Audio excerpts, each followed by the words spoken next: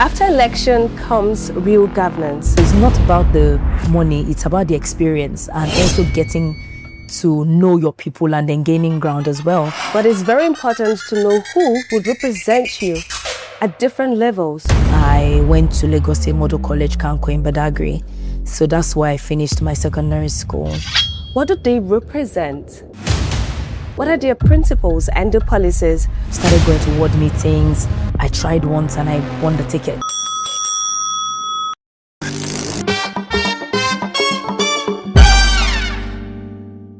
After election comes real governance, but it's very important to know who would represent you at different levels.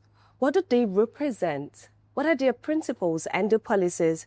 Today on Rapid Meets, we speak to someone who will be representing the good people of Surulere Constituency I. Now, if you're wondering who I am talking about, I'm talking about Honorable Barakat Odunuga. Welcome to this edition of Rapid Meets. My name is Esther Omelu. It's a pleasure to have you join me here today. Good morning, Esther. My names are Barrister Barakat Odunuga Bakare. The APC candidates that will be representing the people of Surulere at the Lagos State House of Assembly. I want us to start on a lighter note. You will be representing the good people of Surulere Constituency I. But the first question I would ask you is, what is your definition of representation and leadership? My definition of representation and leadership is that you put people first, and having a people-oriented lifestyle is what leadership is all about. So you can't lead yourself, you have to lead people. But I wouldn't say that I'm leading people. I'll say that I'm working with people. So my definition of leadership is putting people first and working with people that you're supposed to lead. That's beautiful. But let's go back to your background. You studied law. Yes, and you've been in Lagos for quite over a decade now. Yes, you're from Lagos. You're from Surulere. However, I'm not sure you grew up here. Let's talk about, a bit of your education. All right. Okay. So, like I said before, my name's Barakat Odunuga Bakare. I started my primary school education in Surulere here. Yeah. At Mainland Preparatory Nursery and Primary School on Banco Limo. It's just down the road. And I proceeded to Home Science Association Secondary School in Alakuko in Ota. And my dad died in between, and my younger sister wanted to go to secondary school as well. So she didn't want to go alone, and she wanted us to go to boarding house. And I was like, okay, boarding house never been that far, because home science was boarding house for me, but it was literally like I was coming home every weekend. And I ended up in Anglican Girls Grammar School, in the same Surulere again. Okay. On Akiyomi. So I did a year and a half there. And from there, I went to Lagos State Model College, Kanko in Badagry. So that's where I finished my secondary school in 2001/2002. And I relocated to London for my college. So I went to College of Northeast London. I have A-levels in government, politics, law, and English. And I came out A-stars in all four of them. And to myself, because I have uncles that are judges in Nigeria and also uncles that are lawyers in the UK. So I was torn between, do you want to study law or you want to study politics? So I ended up choosing law. And I went to the University of Luton then. It was still called University of Luton before the name changed to University of Bedfordshire. Okay. So I had my first degree there. I studied law and left and then went back again to do a master's. Then the name was changed to University of Bedfordshire. But my certificates for my degree carries University of Luton, and the one for my master's carries University of Bedfordshire. Still the same university. Yeah. But it just had a name change. So after that, I went to law school in London, and then I also came to Nigerian law school as well, and I got called to the Nigerian bar. And after that, I went back again to London. I worked for about 2.5 years at Spiropoulos Lawal & Co solicitors in London, in the southeast. So I was basically a solicitor doing office work because I didn't think I wanted to be a barrister. Because in England, you had to choose either between you're a solicitor or you're a barrister. So I chose to do the solicitor work, which was to do the paperwork and get the work ready for the barristers to go to court. And thereafter, I wanted to, women wanted to settle down, get married, start having children, blah, blah, blah.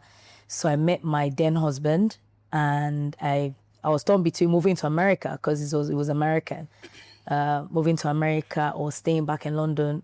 And then we decided to move to a neutral environment, which was back home, which was Nigeria, which I always wanted to do right from time.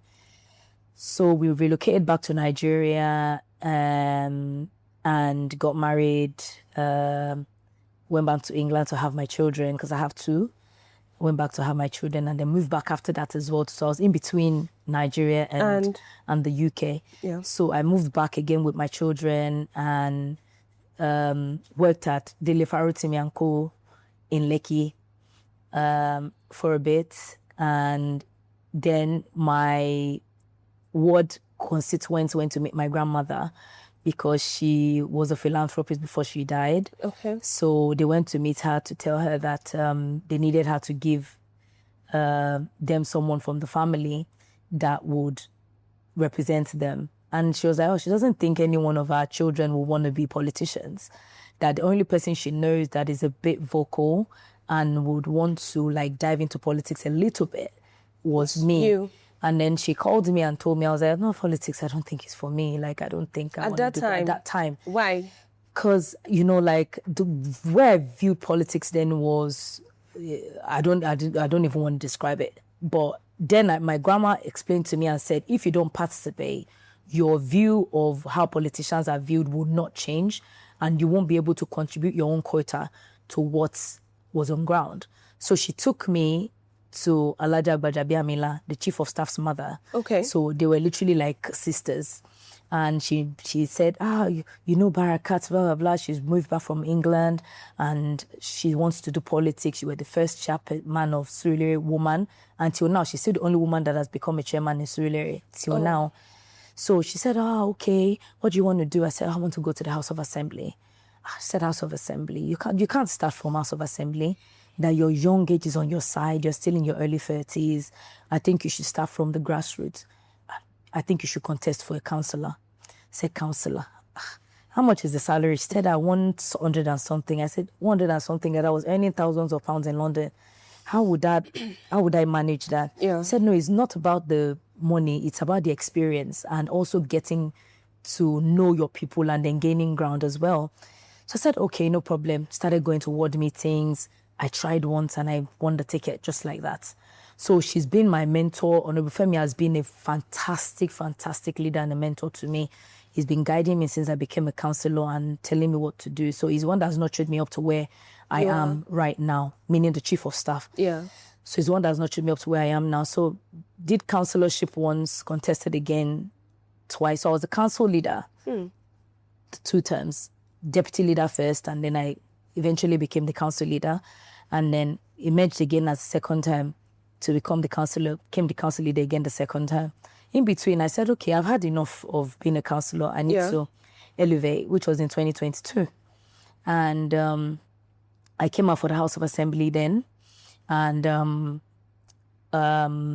things went the way they did, and we had to step down for each other, and Honorable Desmond emerged back then. I'm going to hold you. Before we get to this conversation, what did you do for your people while you were the lead councillor? Okay, so as a councillor, my major duty were to do bylaws that would make the lives of the constituents easier, and also to make sure that the council generates revenue for them to be able to give back the dividends of democracy to the people of Surulere. During my term, myself and my other 8 colleagues, we were able to do about 29 or 30 bylaws, which no council in the whole of Lagos State was able to do at the time. So Surulere became a point of study for everyone. They were literally coming to understudy us. And aside from that, giving back dividends of democracy to the people, I supported small-scale businesses, supported women to elevate their businesses from what it was to a better position, and also did scholarships for students in my ward. Also did back to school packages as well, gave school books, school writing materials, school bags, and all that to people. And I also, during COVID, I did a COVID pack relief for my ward members.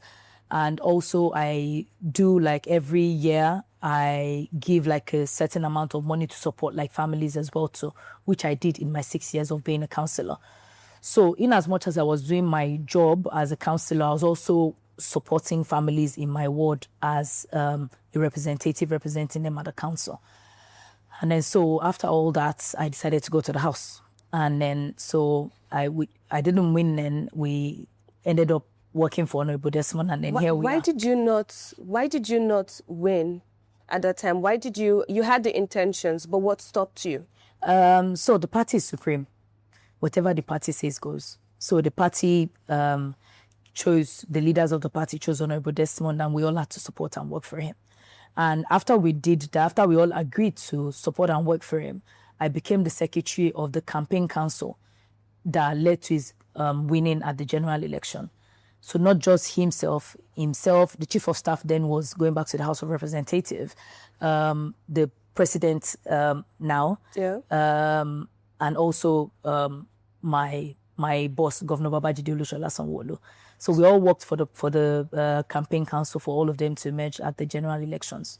So if you've been in all of these places, what exactly is your interest in going for the State House of Assembly? So before you answer the question, do you think that Honorable Desmond has done well in representing his people? Yes, he has. But at some point, you have to give the baton to someone else. And so that is where I'm at right now. Trying to take the baton. I've emerged as the party candidate. So I'm taking the baton from him to continue from where he has stopped. And like I said during my campaigns while I was going around consulting, I'm a youth, I'm a woman. And when a man does something and he gets one thing out, women, we know how to get 20 out of the same place.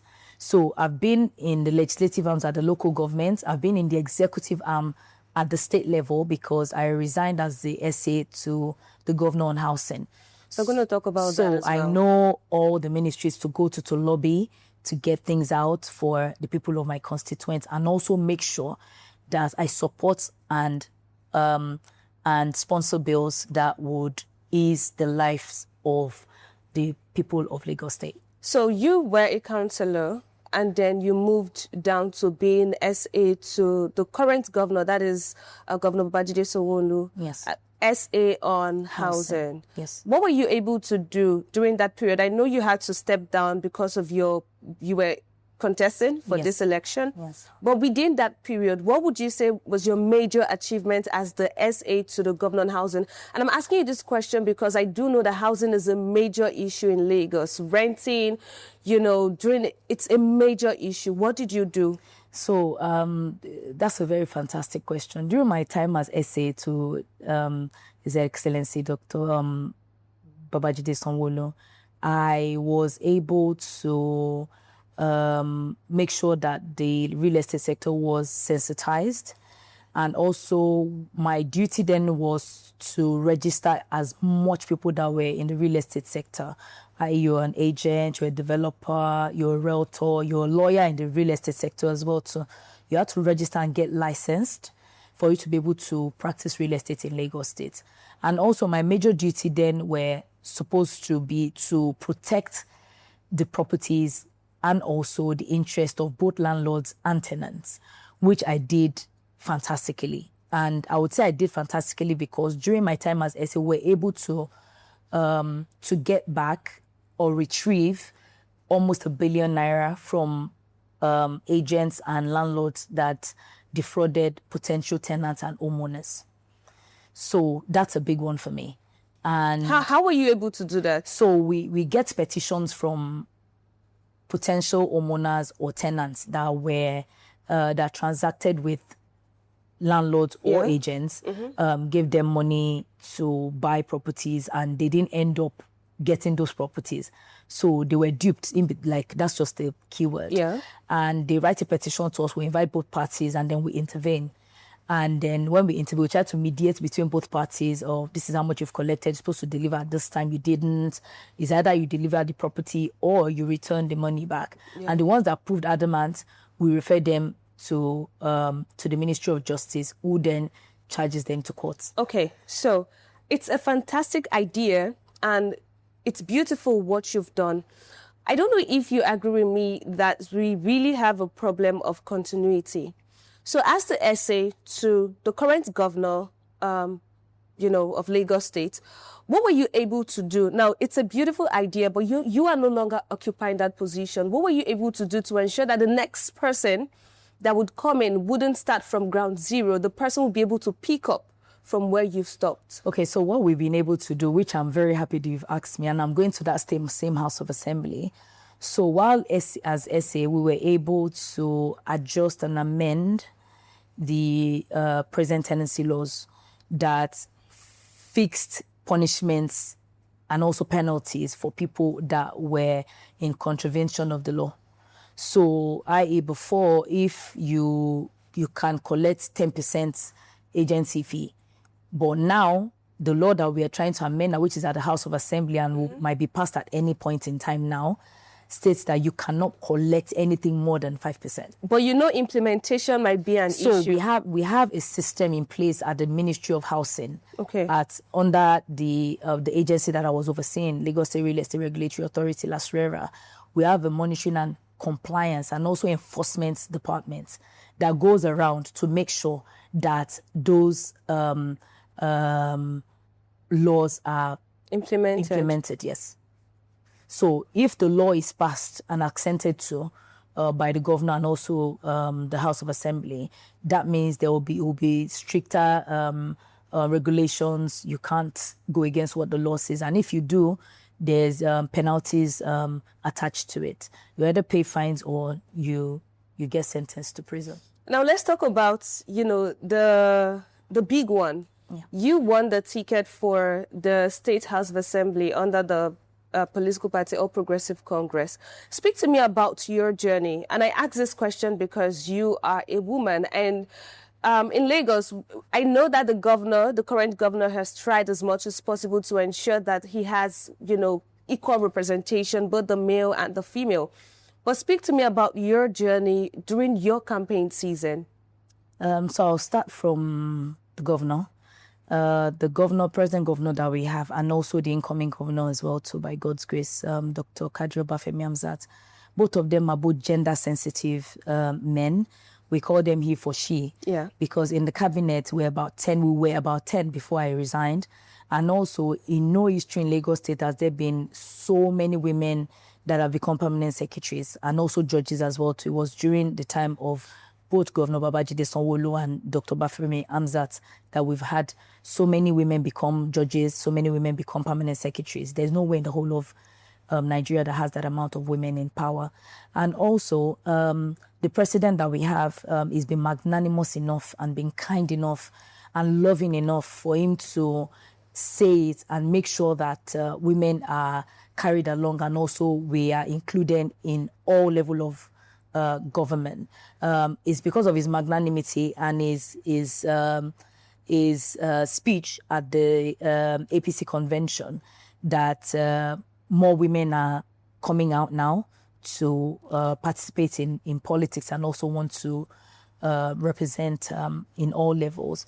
So I would say that it's been a long time coming, and even though there's just about 4 of us that emerged at the State House of Assembly, we're hoping that going forward that more women would come out to want to contribute their own quota to governance in Lagos State at all levels. What would you do? What would you do to ensure that? So I would, I've been doing it right from time. I have supporting women in my constituency, and also try to encourage them to come out to contest for political offices at all levels.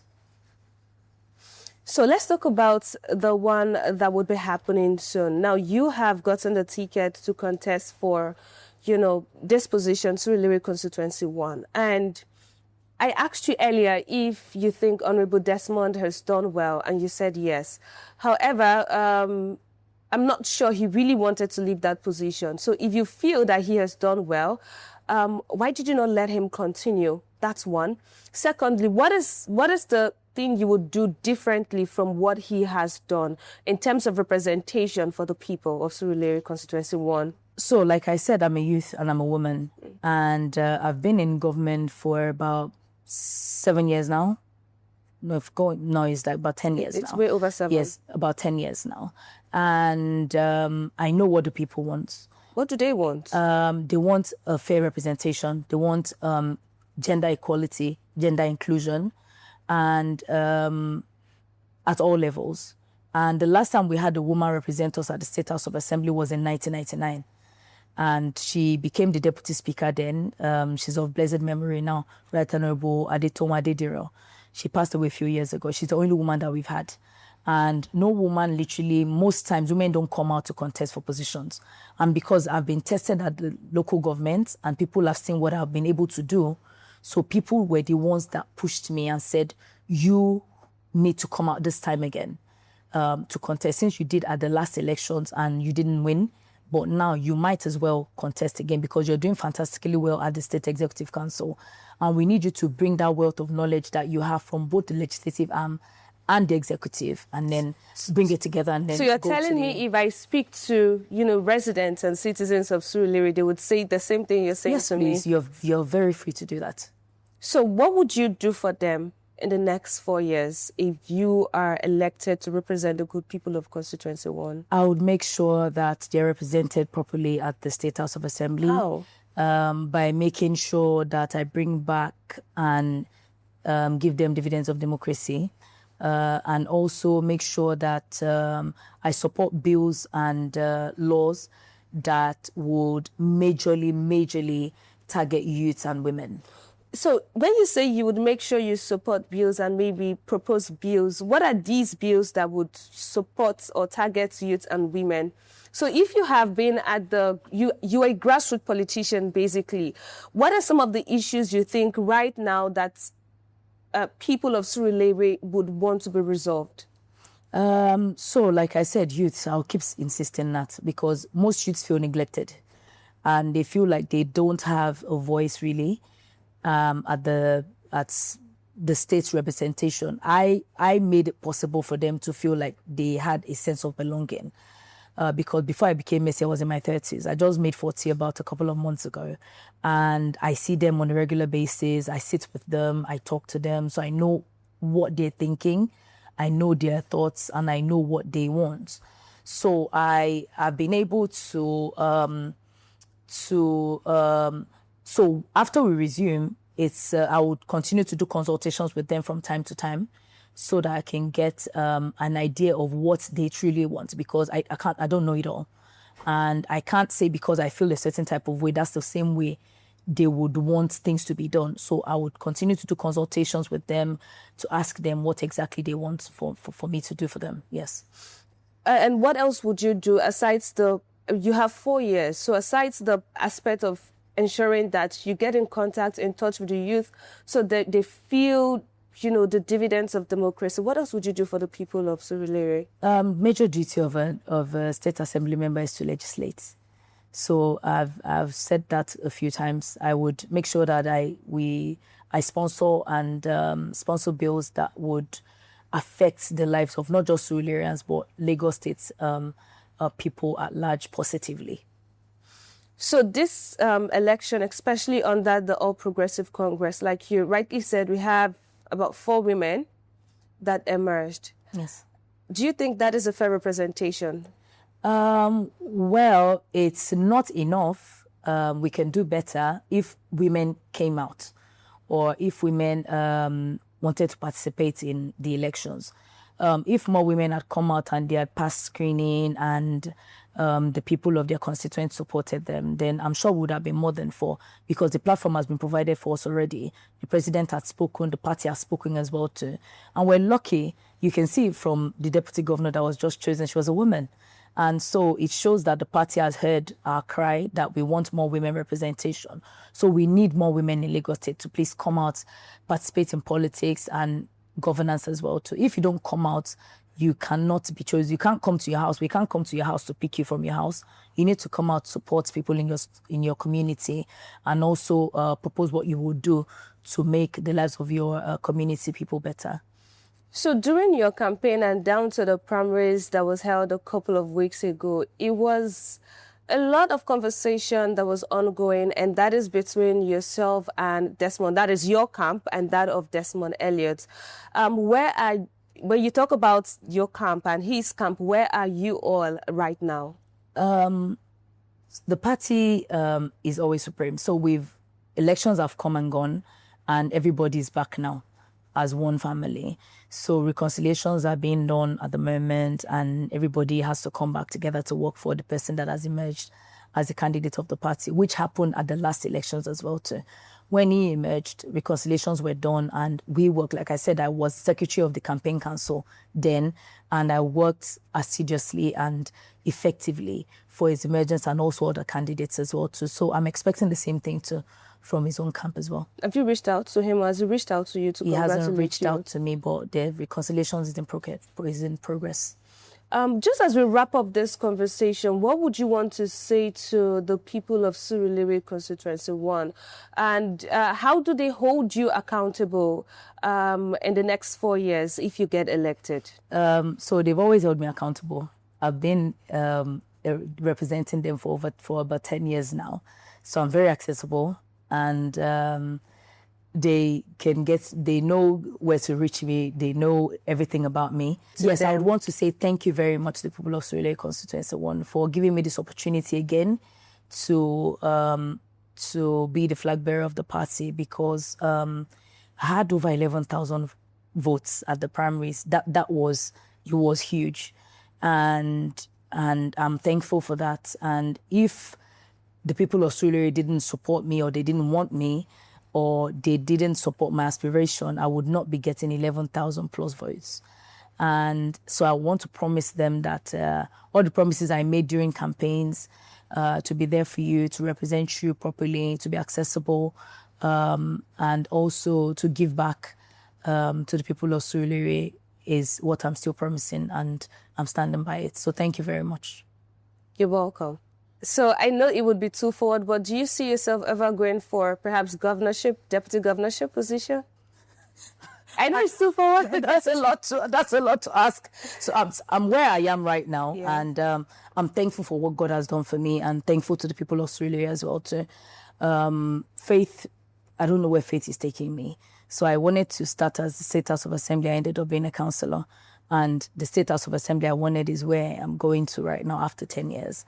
So wherever faith takes me is where I go. So far as is representing the people of Surulere and making sure that I promote good governance and also contribute my quota positively, then allow Alam.